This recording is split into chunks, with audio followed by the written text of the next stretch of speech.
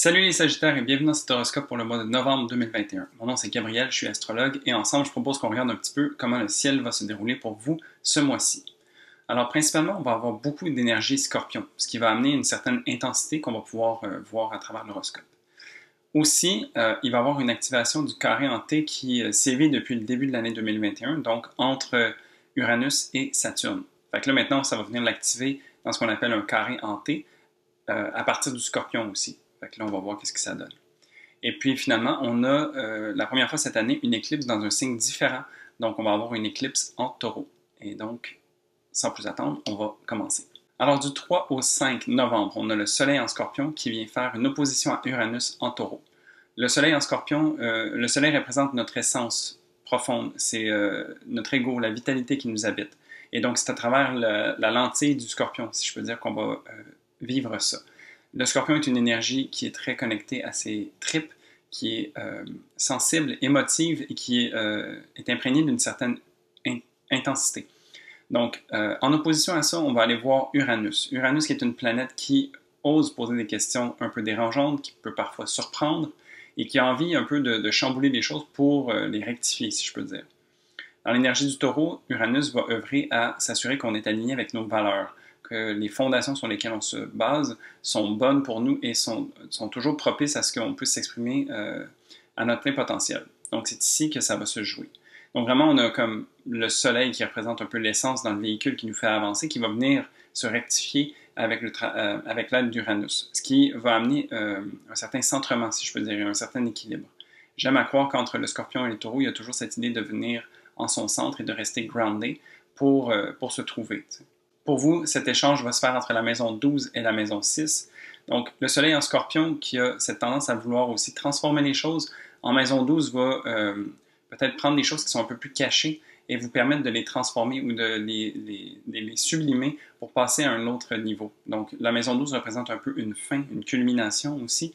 Donc, ça peut être un bon moment pour prendre le temps de regarder ce qui est, puis de voir avec quoi est-ce qu'on a envie de continuer d'avancer.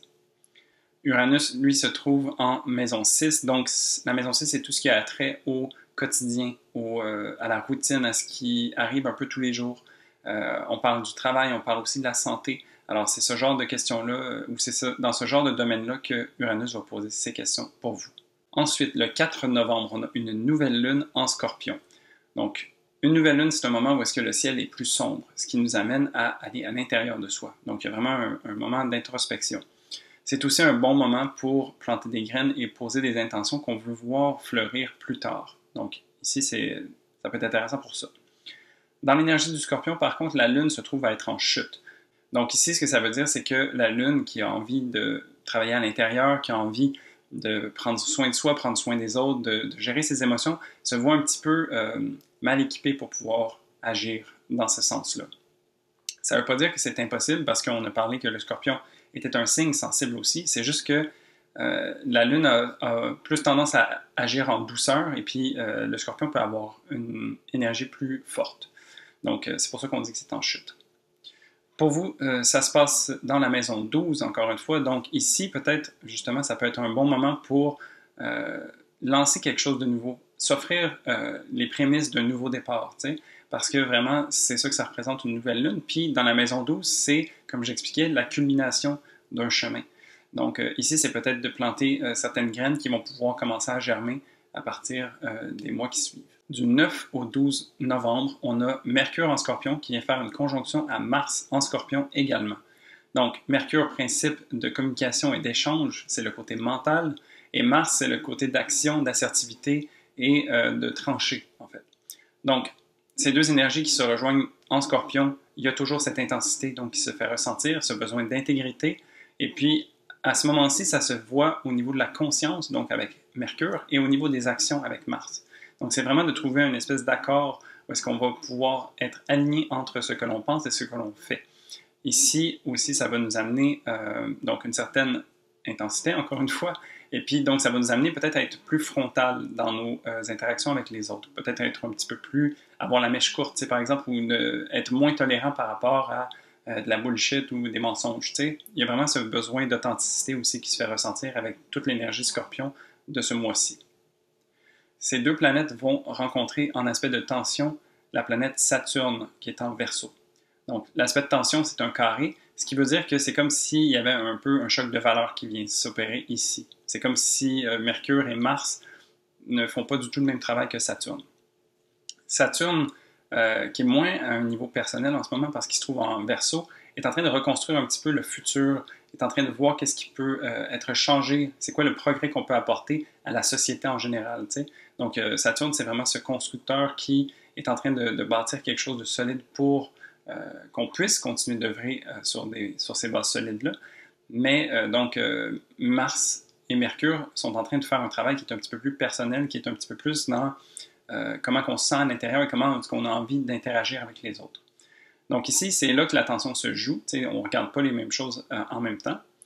Et puis, c'est à noter aussi que le Scorpion et le Verseau sont deux énergies qui sont fixes. Donc, chacun de leur côté sont vraiment campés dans leur position et sont inflexibles, si je peux dire, à vouloir s'offrir un peu de flexibilité pour aller voir qu'est-ce que l'autre fait. Donc, une façon de résoudre ça, je pense que ça pourrait être de s'offrir une certaine, peut-être pas flexibilité, mais une certaine volonté de vouloir voir comment est-ce qu'à travers la version authentique et intègre de nous, comment est-ce qu'on peut se positionner dans l'échiquier global qui nous entoure. Donc, certes, faire le travail à un niveau personnel, construire pour le futur, mais aussi voir comment les deux viennent s'allier ensemble. Pour vous, cet échange se passe entre la maison 12 et la maison 3.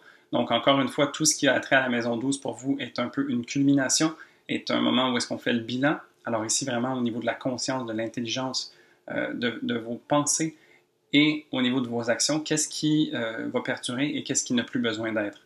Et puis, Saturne en Verseau, lui, en maison 3, donc vient construire un petit peu la communauté autour de vous aussi, vient être alimenté d'une certaine manière aussi les échanges, puis la façon que vous avez de communiquer avec les autres. Donc, c'est pas quelque chose qui est complètement à côté du travail que Mercure, par exemple, est en train de faire en maison 12. C'est juste que Mercure a besoin peut-être de faire son travail à un niveau plus personnel et à un niveau plus intérieur pour voir comment est-ce que ça va venir se répercuter dans l'échange avec les autres. Donc, c'est un petit peu ça ici, le jeu de va-et-vient qui va se passer. Ensuite, du 14 au 16 novembre, le Soleil en Scorpion va faire un carré à Jupiter en Verseau.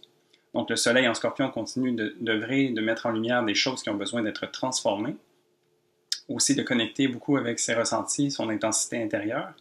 Et puis, le carré à Jupiter ici, dans le fond, le carré, c'est toujours un aspect de tension, mais quand c'est avec une planète comme Jupiter, on peut ressentir aussi une augmentation. Donc, c'est pas nécessairement négatif, mais c'est pas nécessairement que positif non plus. Donc, Jupiter a cette tendance d'amplification, à amplifier les choses. Et donc, ici, il faut faire attention de ne pas se gonfler l'ego, par exemple. Ou, le Soleil est en train de travailler avec des choses un peu plus sombres et parfois plus difficiles à regarder. Mais peut-être que Jupiter peut faire en sorte qu'on se sente submergé à ce moment-là. T'sais. Donc, ça serait de faire attention de juste rester groundé à travers l'expérience pour vous rappeler que c'est quelque chose qui va passer. Dans son penchant positif, un carré avec Jupiter, ce que ça peut faire aussi, c'est de nous permettre d'entrevoir des choses qui peuvent être des leçons, par exemple. Alors, ça serait intéressant de voir à travers ce qui va être découvert pour vous pendant ce mois-ci, qu'est-ce que vous pouvez retenir de ça? Comment est-ce que vous pouvez voir ça d'un bon côté avec un certain optimisme? Et puis, comment est-ce que vous pouvez intégrer peut-être ces choses-là pour le futur? Encore une fois, donc, ça se passe entre la maison 12 et la maison 3. Alors, vraiment, on retourne les pierres pour voir qu'est-ce qui se passe, on déterre les choses et puis on apprend. Et puis on prend conscience de ces choses-là. Tu sais, c'est comme si on était à la fin d'un voyage, donc dans la maison 12, et puis Jupiter en maison 3, qui est déjà qui a déjà ce rôle de mentor et de guide, va venir nous aider à prendre des notes, puis à se rappeler, à prendre les choses en conscience et puis continuer d'avancer de manière alignée. Ensuite, du 16 au 18 novembre, on a Mars en Scorpion qui vient faire une opposition avec Uranus en Taureau. Alors ici, c'est un peu le même transit que qu'est-ce qu'on a vu au début du mois avec le Soleil et Uranus. Sauf que là, ici, avec Mars, c'est vraiment au niveau des actions. Donc, Uranus qui pose des questions qui osent déranger un petit peu et nous surprendre. Avec la planète Mars, ce que ça peut faire, c'est de nous assurer en fait qu'on est en train de poser des gestes qui sont alignés avec nous-mêmes, qui font du sens puis qui sont vrais pour nous. Donc, il y a vraiment ce besoin d'intégrité dans l'axe Scorpion-Taureau. Et donc ici, je pense que ça va vraiment se répercuter à travers nos actions. Pour vous, ça se passe entre la maison 12 et la maison 6. Alors vraiment, observez au quotidien qu'est-ce que vous faites, peut-être machinalement, sans trop savoir. Et puis peut-être vous offrir une certaine conscience ou une certaine perceptibilité des actions que vous posez au quotidien pour voir si c'est toujours aligné avec vos valeurs puis avec comment est-ce que vous avez envie d'être. Ensuite, le 19 novembre, on a une éclipse lunaire partielle en Taureau. Donc, une éclipse lunaire, c'est une pleine lune qui est conjointe au nœud nord. Le nœud nord se trouve en Gémeaux pour l'instant. Alors, c'est pour ça qu'on dit qu'elle est partielle, parce que la lune va se trouver en Taureau et le nœud nord se trouve en Gémeaux. En général, on dit qu'une pleine lune, c'est un bon moment pour manifester. Cependant, lorsqu'on parle d'éclipse, je dirais de mettre la pédale douce à ce niveau-là, juste parce que les énergies sont plus potentes et qu'il y a un certain chaos qui s'installe. Donc, ça veut dire que, par exemple, on voudrait avoir A, puis on voudrait le manifester, mais peut-être qu'on va finir par avoir un Z. T'sais?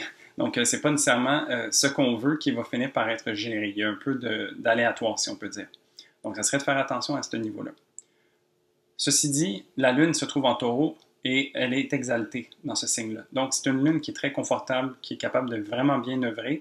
Et une façon de vivre une Lune en Taureau agréablement, mais c'est prendre le temps de se reposer, de respirer un peu, de profiter de la nature, de prendre plaisir à travers les sens. Donc, il y a vraiment tout ce côté-là qui vient s'offrir à vous. Et donc, pour vous, dans la maison 6, donc, où est-ce que le Taureau se trouve, comment est-ce que vous pouvez intégrer peut-être ce moment de pause, ce moment de repos et de plaisir à travers votre quotidien? Donc, ça pourrait être de vous permettre, mettons, vous prenez un café tous les matins, mais peut-être qu'une fois, vous décidez de sortir dehors pour aller prendre le café, puis peut-être prendre un café avec des épices à la citrouille, par exemple. Quelque chose de différent, mais qui goûte bon, qui goûte différent, puis qui vous permet de profiter du moment. Donc, ce serait vraiment une belle façon de profiter de ce transit-là. Pour finir, du 27 au 30 novembre, on a le Soleil qui va être rendu en Sagittaire, qui vient faire une conjonction à Mercure en Sagittaire également. Donc ici, on change la donne complètement. On termine le mois sur une note beaucoup plus légère, où est-ce que le Soleil et Mercure sont dans des signes beaucoup plus légers et de feu, donc une certaine connexion au cœur plutôt qu'aux tripes. Et puis, c'est comme si on avait le regard porté sur l'horizon, puis on a envie d'aventure, on a envie de changer un peu la routine. On a envie de sortir de cette intensité du Scorpion et de se permettre de s'amuser un petit peu. Une chose qui est intéressante aussi, surtout avec Mercure en Sagittaire, c'est que ça va nous permettre de prendre un pas de recul et de voir un peu tout le travail qui a été fait, tout ce qui a été déterré d'une certaine manière pendant les transits en Scorpion. Et puis Mercure en Sagittaire, il est en exil. Donc il est un petit peu brouillon, si je peux dire. C'est pas un Mercure très précis. Mais je pense que c'est pas grave parce que dans l'énergie du Scorpion, on a été très chirurgical dans notre approche.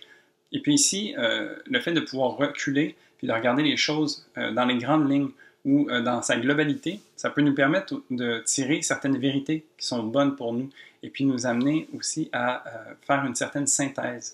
Donc, ça peut être intéressant de voir ça aussi juste de ce nouvel angle de vue, puis ça permet une certaine intégration à travers tout ça.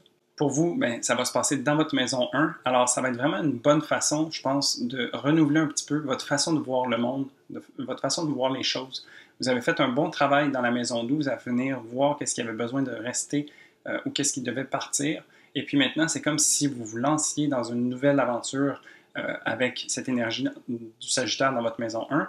Ça va s'exprimer à travers votre voix, à travers la façon que vous avez de transposer l'intérieur vers l'extérieur et d'interagir avec les gens.